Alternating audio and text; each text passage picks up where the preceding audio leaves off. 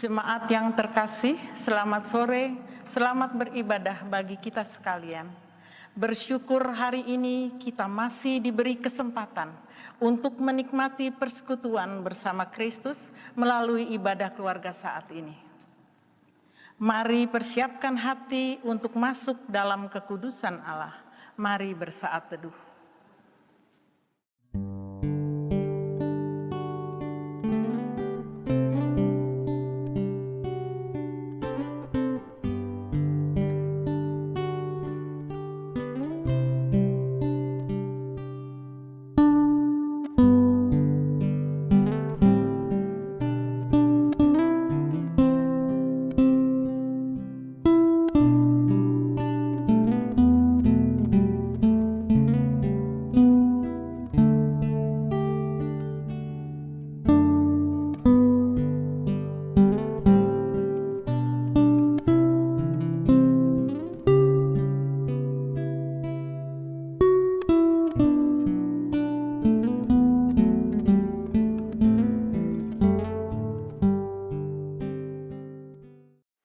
Jemaat terkasih, mari berdiri untuk menghadap Tuhan dan menyembahnya serta memuliakan namanya, karena kasih setianya besar atas kita.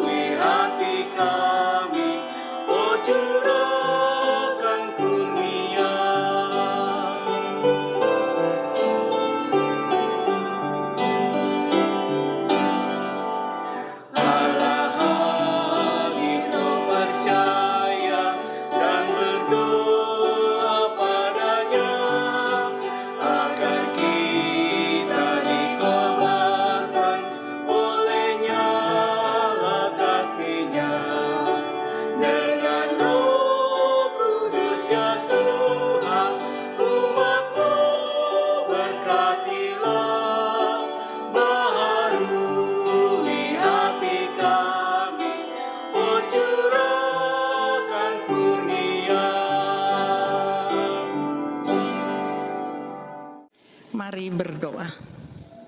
Bapa Maha Kuasa di dalam Kristus Yesus, kami bersyukur untuk kasih setia Tuhan yang senantiasa menyertai kehidupan kami hingga saat ini. Kami bersyukur karena diberi kesempatan bersama keluarga di rumah kami masing-masing untuk menghayati persekutuan dengan Tuhan melalui nyanyian, doa, dan mendengarkan firman-Mu. Kuduskanlah ibadah kami saat ini. Di dalam nama Yesus kami berdoa. Amin.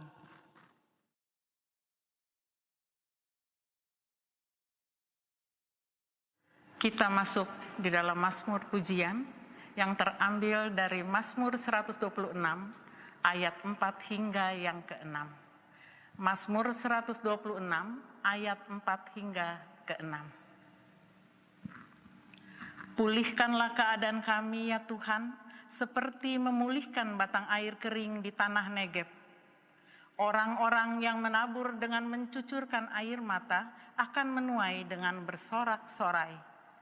Orang yang berjalan maju dengan menangis sambil menabur benih, pasti pulang dengan sorak-sorai sambil membawa berkas-berkasnya.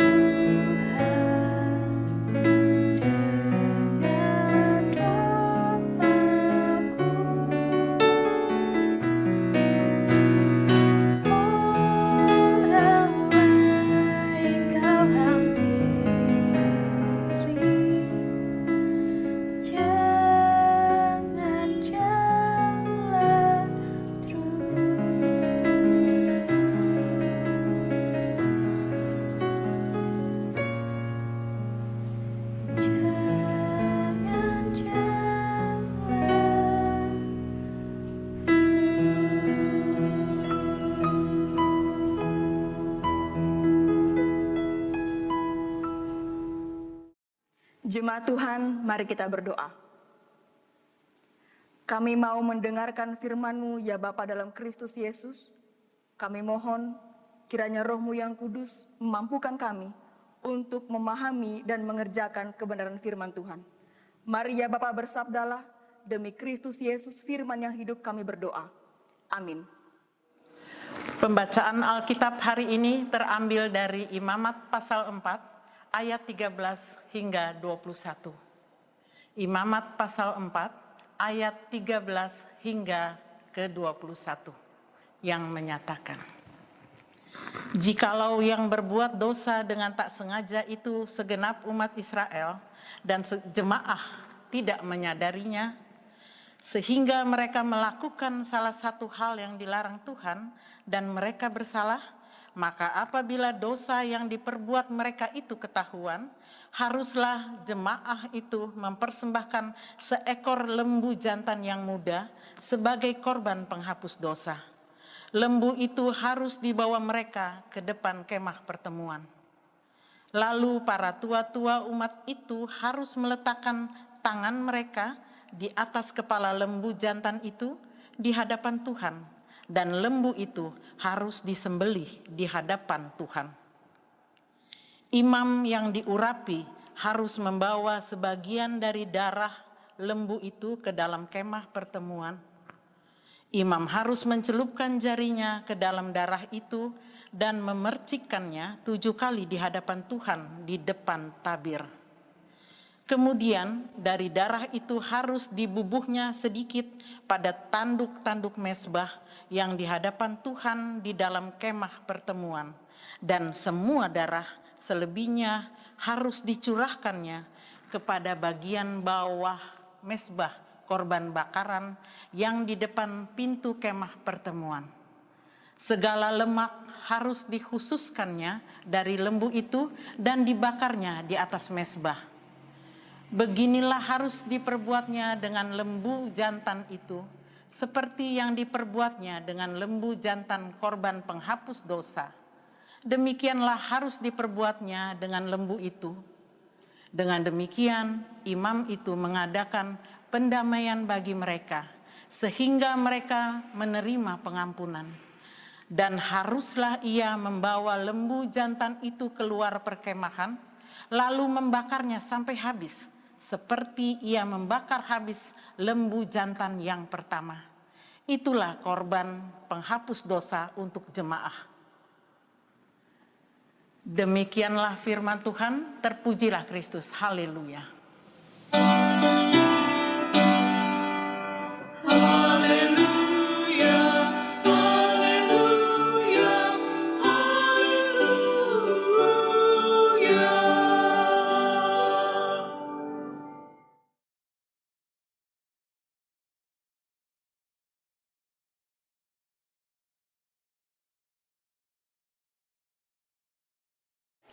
Shalom Bapak Ibu yang diberkati Tuhan, kiranya kita semua yang di rumah senantiasa menikmati sukacita Kristus, kendati harus berlama-lama di rumah dan tidak bisa keluar.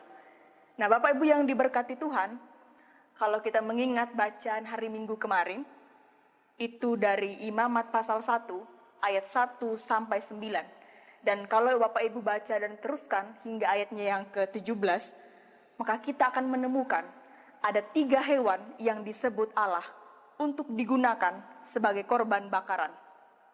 Yaitu di sana disebutkan ada lembu sapi, kambing domba, dan burung. Nah Bapak Ibu silahkan perhatikan dan bayangkan runtutan ritual yang Allah atur secara detil mengenai korban persembahan ini. Allah membuat runtutan yang sangat luar biasa, bahkan sangat rinci. Dari hewan ternak pilihan hingga bagian para petugas atau para imam yang bertugas ketika akan memberikan korban bakaran. Dengan catatan penting yang disampaikan oleh Allah, bahwa hewan-hewan ini harus yang terbaik. Hewan-hewan ini tidak boleh bercacat alias sempurna. Nah Bapak Ibu, Allah mengatur sedemikian rupa dengan tujuan supaya umat tahu segala sesuatu yang dipersembahkan kepada Allah adalah harus yang terbaik. Allah memberikan poin penting menjadi penekanan seluruh umat Israel yang baru keluar dari tanah perbudakan, bahwa apapun yang dipersembahkan kepada Allah harus sempurna dan tidak bercacat di hadapan Allah. Nah, ini dibuat sesuai dengan ketetapan dan perintah Allah yang Ia atur sendiri. Dengan kata lain, memberikan korban persembahan kepada Allah adalah hal yang serius dan tidak main-main. Sebab Allah yang sempurna sudah pasti menuntut kesempurnaan. Hal ini punlah yang Allah atur sendiri, karena Allah tahu umat tidak sempurna, maka Allah yang sempurna mengupayakan aturan yang Ia buat sendiri, supaya ketika umat datang menghadap Allah, mereka dilayakkan, sebab Allah yang sempurna sudah mengatur sedemikian rupa, supaya umat juga dipandang sempurna di hadapan Allah. Nah, Bapak Ibu yang diberkati Tuhan, mari perhatikan bagian bacaan kita saat ini. Kali ini, Allah mengatur secara detil tentang memberikan korban penghapusan dosa yang dijabarkan dalam pasal yang keempat. Kalau kita baca dari pasal 1 hingga selesainya pasal 4 ini, kita menemukan ada 4 kategori yang mencakup soal memberikan korban penghapusan dosa. Yang pertama, untuk para imam. Yang kedua, seluruh umat Israel, lalu seorang pemuka dan seorang rakyat jelata. Dan kalau kita baca di 4 kategori ini, maka kita menemukan runtutan ritual yang Tuhan atur, semua prosesnya hampir sama. Nah, Bapak Ibu yang diberkati Tuhan, bagian bacaan kita dalam Imamat pasal 4 ayat 13 sampai 21 secara khusus menyoroti tentang ritual korban penghapusan dosa yang dilakukan oleh segenap umat Israel. Menariknya, Alkitab mencatat dosa yang dilakukan segenap umat ini di luar kesadaran mereka. Menariknya, Alkitab justru mencatat dosa yang dibuat umat justru karena ketidaksengajaan mereka. Tetapi hal ini ternyata dilarang oleh Tuhan. Hal ini ternyata dipandang bersalah oleh Tuhan. Maka karena dipandang bersalah, kendati pun mereka tidak tahu, maka Allah mengkategorikan apa yang mereka perbuat yang tidak diketahui itu adalah berdosa di hadapan Allah. Nah, Bapak Ibu silakan perhatikan ayat 13 dan 14 bagian bacaan kita. Di sana kita menemukan ada persoalan yang sedang umat Tuhan hadapi. Adalah ketika mereka ketahuan melakukan kesalahan yang tidak disengaja. Ada aturan yang dijabarkan oleh Allah dimulai dari ayat yang ke-13 dan 14. Persoalannya adalah ketika umat melakukan atau ketahuan melakukan kesalahan yang tidak disengaja. Tetapi perbuatan yang tidak disengaja ini dipandang salah di hadapan Tuhan. Lalu menarik di ayat yang selanjutnya, ayat 14. Dikatakan begini, maka apabila dosa yang diperbuat mereka itu ketahuan, haruslah jemaah itu mempersembahkan bla bla dan sampai selesai di ayat yang ke-14. Nah, Bapak Ibu, pertanyaan menariknya, kira-kira adakah kesalahan yang tidak diketahui Tuhan?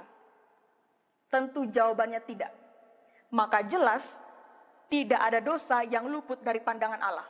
Karena itu, seluruh umat harus kudus sebab Allah yang membawa mereka keluar dari tanah perbudakan adalah Allah yang kudus.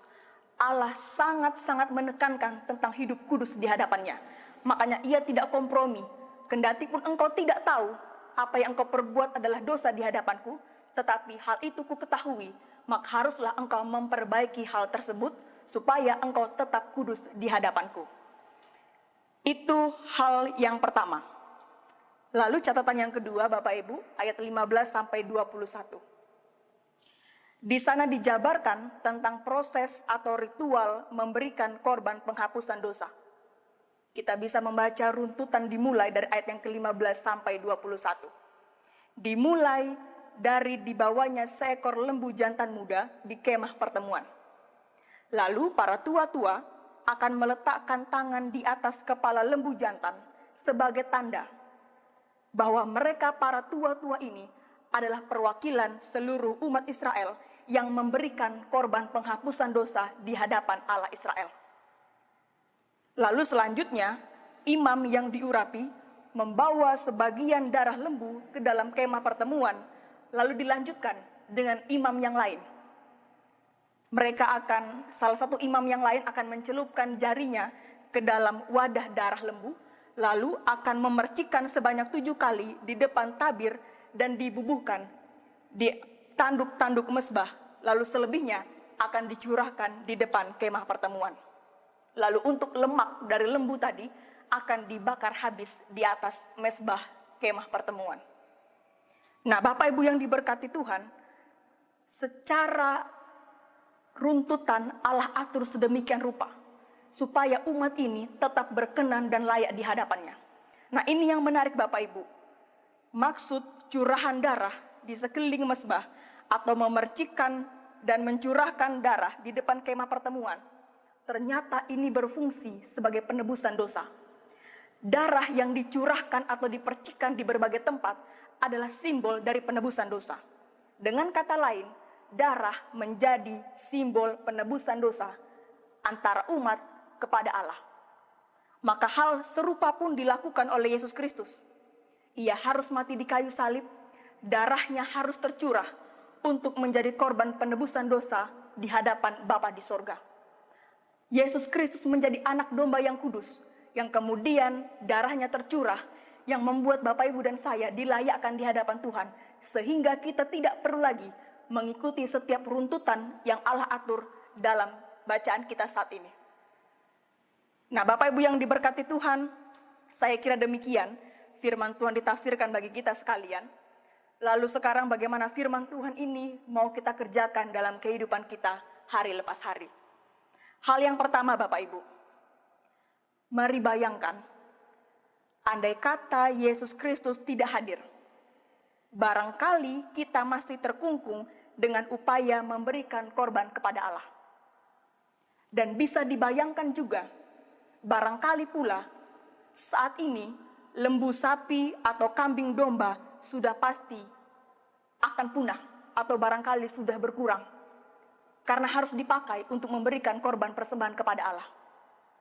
Maka berarti juga kita pun tidak akan bisa lagi memberikan korban sesuai dengan ketetapan Allah, karena bahan pokoknya yaitu lembu sapi dan kambing domba sudah mulai punah, karena pasti orang banyak akan berbondong-bondong untuk memberikan korban persembahan kepada Allah.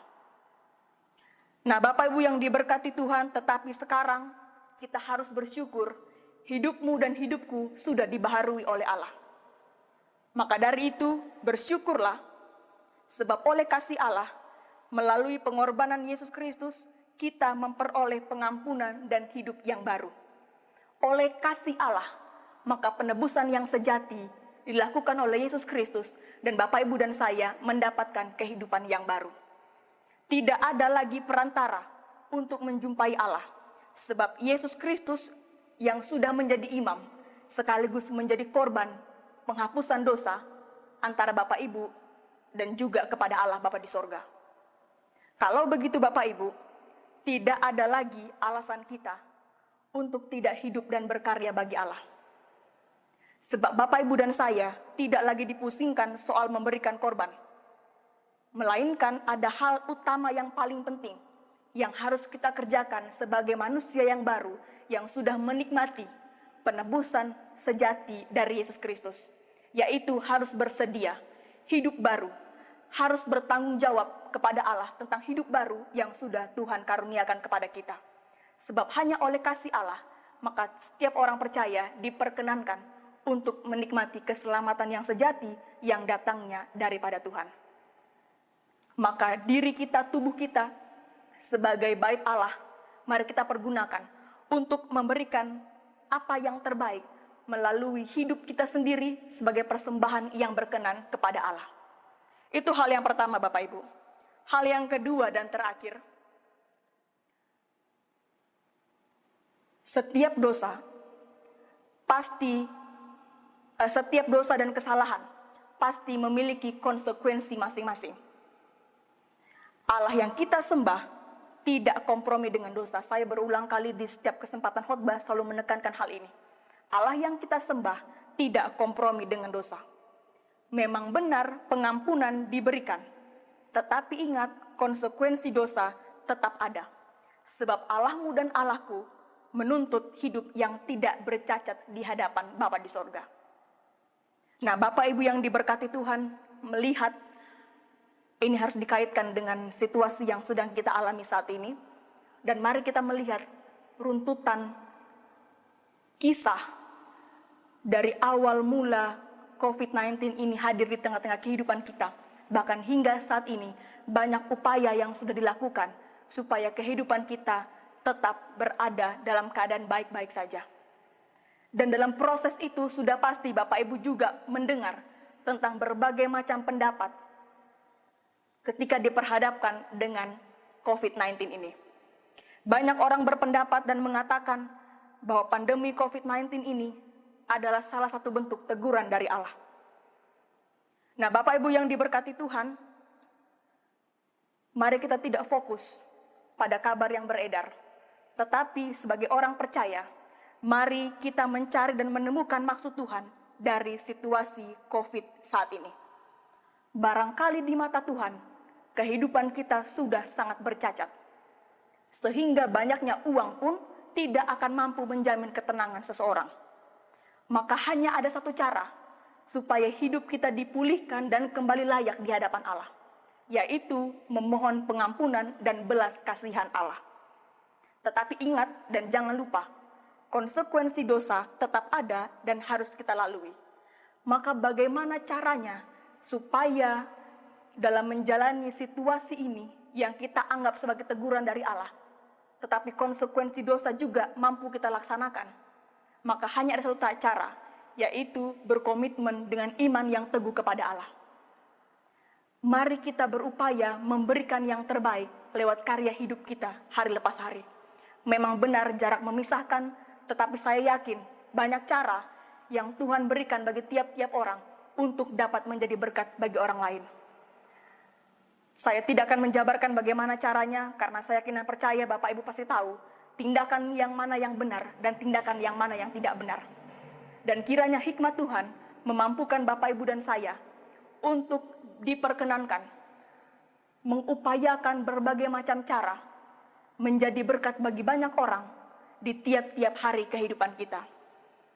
Supaya nyatalah apa yang sudah Yesus karyakan lewat penebusan dosa, maka kehidupan yang baru yang kita terima mampu kita wartakan lewat kesaksian yang hidup melalui tutur kata juga tindakan kita sehari-hari. Mari bertahan di kondisi ini, mari keluar sebagai pemenang. Bapak Ibu yang diberkati Tuhan, mari temukan Tuhan dalam badai hidupmu dan selamat mengecap pertolongan Tuhan di tiap-tiap hari kehidupanmu. Tuhan berkati kita sekalian. Amin. Jemaat yang terkasih, mari merespon firman Tuhan sambil memberikan persembahan.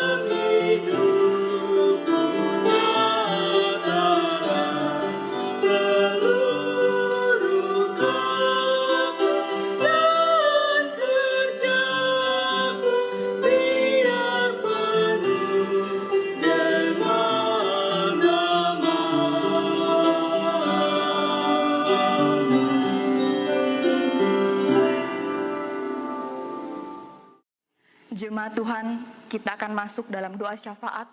Mari persiapkan hati, kita masuk dalam kekudusan Allah. Mari kita berdoa. Kami memuliakan Engkau ya Bapa dalam Kristus Yesus. Bersyukur sebab karena kasih setiamu yang senantiasa menyertai kehidupan kami tidak pernah merasa ditinggalkan sendiri. Terima kasih ya Bapa, di hari ini bersama dengan keluarga kami, ataupun mungkin kami yang seorang diri duduk menikmati persekutuan tubuh Kristus lewat ibadah yang disajikan melalui media teknologi. Kami bersyukur ya Bapa untuk kesempatan yang baik, untuk waktu yang baik yang Tuhan masih berikan kepada kami hingga ibadah saat ini boleh kami ikuti. Dan saat ini ya Bapa di sorga bersama dengan seluruh keluarga-keluarga dan rumah tangga masing-masing, kami mau bersatu hati, menyerahkan pemerintahan kami, menyerahkan bangsa Indonesia bahkan dunia ini ke dalam tangan pengasihan-Mu. Tuhan tolong berkati ya Bapa, para pemimpin kami dari tingkat pusat hingga ke pelosok. Tuhan tolong berkati aparat keamanan, Tuhan tolong berkati tim medis, Tuhan tolong berkati para relawan, Tuhan tolong berkati setiap orang yang memberi diri bekerja di balik layar untuk mengupayakan damai sejahtera bagi kehidupan bangsa Indonesia bahkan dunia ini. Secara khusus ya Bapa, di masa-masa menghadapi pandemi COVID-19 saat ini, kami mengalami keterpurukan Tuhan, kami menderita. Tapi kami yakin dan percaya, Engkau Allah yang luar biasa tidak pernah meninggalkan kehidupan kami. Maka sebagai orang percaya yang Engkau sebut sebagai anak-anak-Mu, kami datang merendahkan diri ya Bapa, menyerukan nama yang kudus Bapa kami yang di sorga, menyerukan permohonan hati kami, menyerukan keinginan juga pergumulan kehidupan kami. Tuhan tolong pulihkan keadaan dan situasi yang terjadi saat ini. Tuhan tolong berkati mereka yang Tuhan pakai untuk menjadi perpanjangan tangan-Mu, memberikan pemulihan, bahkan juga mengatur segala sesuatunya supaya pandemi COVID-19 ini cepat mereda. Baik tim medis, aparat keamanan, bahkan pemerintahan, juga mereka yang memberikan waktu, tenaga, dan dana untuk saling menopang satu dengan yang lain. Tuhan tolong berkati mereka, kuatkan mereka, mampukan mereka untuk senantiasa memberikan yang terbaik dengan penuh ketulusan hati, supaya apa yang mereka kerjakan itu boleh menjadi berkat bagi banyak orang.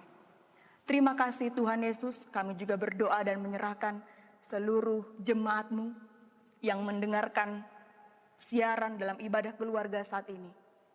Tuhan juga mengenal kehidupan kami baik secara pribadi maupun keluarga lepas keluarga. Bapa di surga tolong berkati tiap-tiap anggota keluarga kami, baik yang ada bersama-sama dengan kami di rumah, ataupun karena harus terpisah jarak dan tidak bisa kembali ke tempat rumah kami masing-masing, sehingga mengharuskan mereka berada di tempat yang jauh. Kami percaya ya Bapa, sebagaimana Engkau menjaga dan memelihara kehidupan keluarga kami, maka mereka pun yang jauh ada di sana juga sudah pasti ada dalam pertolongan kasih Tuhan. Berkati para orang tua, berkati anak-anak, berkati tiap-tiap lanjut usia. Kiranya orang-orang terkasih ini senantiasa Tuhan jaga dan pelihara. Kekuatan kesehatan akan menjadi bagian kehidupan mereka. Terima kasih Bapa di sorga, kami juga menyerahkan Tuhan untuk warga jemaat-Mu yang saat ini sedang mengalami kelemahan tubuh. Bapa tolong pulihkan mereka dalam nama Tuhan Yesus. Bagi mereka yang mengalami duka cita, Tuhan tolong hibur mereka. Bagi mereka yang bergumul karena berbagai macam situasi sulit, Tuhan tolong hadir, memakai orang-orang yang tepat untuk menjadi perpanjangan tangan Tuhan, memberikan kelegaan dan ketenangan kepada mereka. Kami percaya Allah yang kami sembah tidak pernah meninggalkan kami sendiri. Kami juga bersyukur ya Bapa, mendengar beberapa kabar baik dari beberapa jemaat-Mu yang sudah mengalami pemulihan setelah mereka sakit. Terpujilah Engkau Tuhan, sebab kami percaya pemulihan yang kami dapatkan ini adalah murni karena belas kasihan Tuhan. Maka kiranya pemulihan yang sama pun akan terjadi kepada setiap orang yang menyerukan permohonan supaya dipulihkan di hadapan-Mu. Ya Bapa di sorga, kami juga berdoa untuk seluruh pelayan-pelayan Tuhan, baik seluruh GPIB maupun gereja-gereja yang lain. Tuhan pakai kami para pelayan-Mu, secara khusus GPIB Jemaat Immanuel Depok. Orang-orang yang Tuhan pilih dan Tuhan tempatkan untuk menjadi garda terdepan, menjaga persekutuan tubuh Kristus. Maka Tuhan tolong pakai para pelayan-Mu untuk lebih bersemangat, memanfaatkan kondisi sulit ini sebagai cara kami menjadi perpanjangan tangan Tuhan untuk membuat nama Tuhan senantiasa dipuji dan dimuliakan. Berkati hamba-Mu, Ibu Pendeta Ivon dan keluarga, berkati Pendeta Yohanes Niko dan keluarga, berkati penatua dan diaken, seluruh para pelayan, komisi dan unit-unit misioner. Juga kami menyerahkan tim multimedia dan sound system yang hingga saat ini Tuhan memakai mereka untuk menjadi alat-Mu, menjalankan setiap proses perjalanan ibadah. Kiranya ya Bapa, apa yang kami lakukan ini semuanya hanya untuk hormat dan kemuliaan bagi nama Tuhan. Sehingga yang kami lakukan berkenan di hadapan Tuhan. Yang kami berikan adalah yang terbaik untuk kemuliaan nama Tuhan. Terima kasih Tuhan Yesus, kami bersyukur. Kami juga menyerahkan rencana-rencana kehidupan kami memasuki pekan yang baru. Kiranya Roh-Mu yang kudus memampukan kami untuk terus memberikan yang terbaik lewat tutur kata, lewat tindakan kami, supaya apa yang kami lakukan dan kami kerjakan hanya menyenangkan hati Tuhan. Ya Bapa di sorga, kami juga bersyukur saat ini bersama dengan keluarga-keluarga di rumah tangga masing-masing, kami sudah memberikan persembahan syukur. Maka Tuhan tolong berkati apa yang sudah kami berikan ini, supaya dapat digunakan dengan baik untuk pelayanan Tuhan di tengah-tengah kehidupan bergereja. Ini doa syukur kami ya Bapa. Ini permohonan kami demi Kristus Yesus, Juru Selamat kami yang hidup dan yang sudah mengajar kami berdoa bersama. Bapa kami yang di sorga, dikuduskanlah nama-Mu, datanglah kerajaan-Mu, jadilah kehendak-Mu di bumi seperti di sorga. Berikanlah kami pada hari ini makanan kami yang secukupnya, dan ampunilah kami akan kesalahan kami, seperti kami juga mengampuni orang yang bersalah kepada kami. Dan janganlah membawa kami ke dalam pencobaan, tetapi lepaskanlah kami daripada yang jahat. Karena Engkaulah yang mempunyai kerajaan dan kuasa dan kemuliaan sampai selama-lamanya. Amin.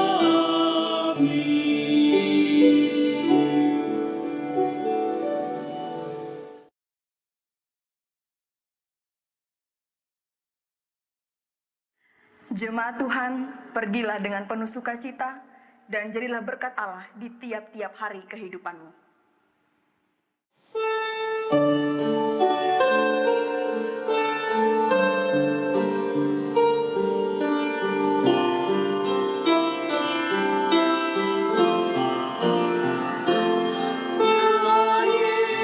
Yesus ku berjanji setia padamu. Ku